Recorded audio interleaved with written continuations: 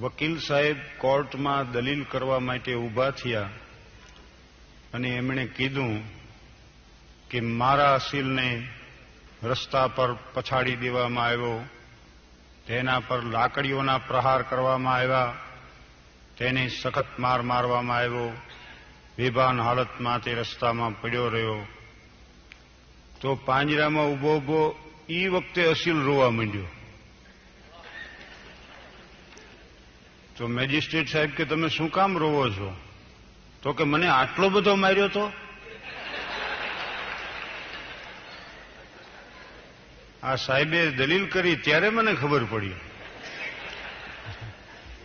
તે હરિદાનભાઈએ પરિચય આપ્યો તઈ મને ખબર પડી કે આપણામાં આટલા બધા સદગુણ છે.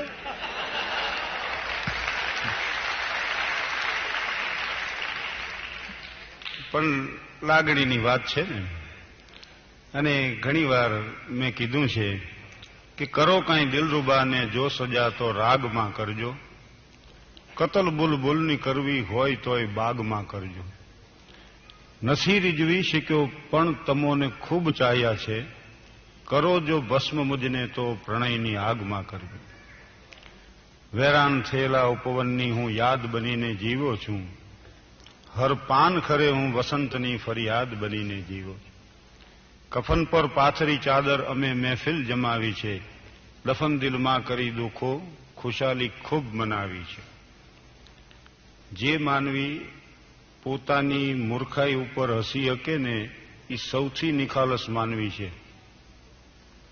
અને ટોમસ કાર્લાઇલે એમ કીધું છે કે જે માનવી ખડખડાટ હસી શકે છે એના હૃદયમાં બુરાઈ નથી હોતી.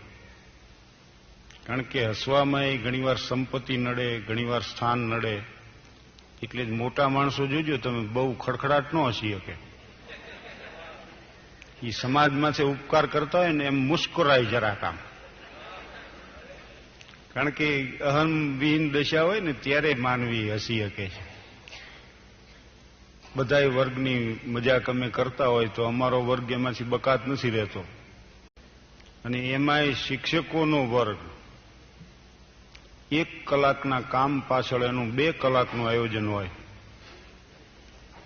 હમણાં અમારે વસ્તી ગણતરીમાં એવું થયું કે એક શિક્ષકને ગામડામાં જવાનું છે, બીજા કોઈ વાહનો અહીંયા જઈ શકે એમ નહીં. એટલે ઓલા લોકોએ કીધું કે સાહેબ ઘોડામાં બેસીને જવાનું છે, આપને ઘોડામાં બેસતા ફાવશે ને? એટલે શિક્ષક કે હા, અશ્વ વિશેનું સમગ્ર સાહિત્ય મને ઉપલબ્ધ છે. રાણા પ્રતાપના ચેતક વિશે મેં વાંચેલું છે. સિકંદરના બ્યુસેફેલોસ વિશે હું જાણું છું. બ્યુસેફેલોસનું જ્યાં મૃત્યુ થયું ત્યાં બસીકુલ શહેર વસાવેલું. ઘોડેસવારીનો નિયમ એવો છે કે ચિત્તને સ્વસ્થ રાખવું, કાનસોરી સમક્ષ નજર રાખવી, આગળથી રોકવું, પાછળથી આંકવું. હવે આવું બધું ચોપડીમાં વાંચેલું સાહેબે. અમારે એક જણો તણદેરી પાસે તરવાની કળા ચોપડી લઈને તળાવમાં આવ્યો તરવા. ત્યાં આમ પાનું ઉગાડીને વાંચ્યું કે પાણી સાથે શરીરને સમાંતર રાખી ડાબા હાથ સાથે જમણો પગ ઊંચો કરવો. જ્યાં ઊંચો કર્યો તો ઈન ચોપડી બધું ગયું તળીએ.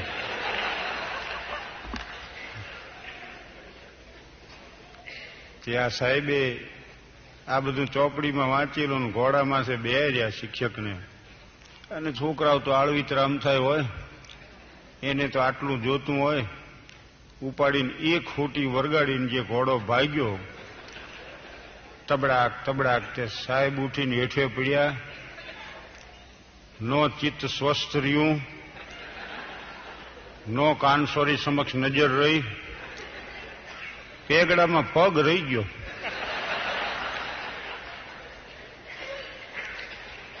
અને એમને એમ ઢળડાતા ગયા. માણસોએ વળી ઘોડાને પકડીને આમને પગડામાંથી પગ બહાર કાઢ્યો. તો શિક્ષક કે આ પ્રકારની સ્થિતિ જ્યારે સર્જાય ત્યારે સવારે શું કરવું એનો કરતા એ ક્યાંય ઉલ્લેખ નથી કર્યો.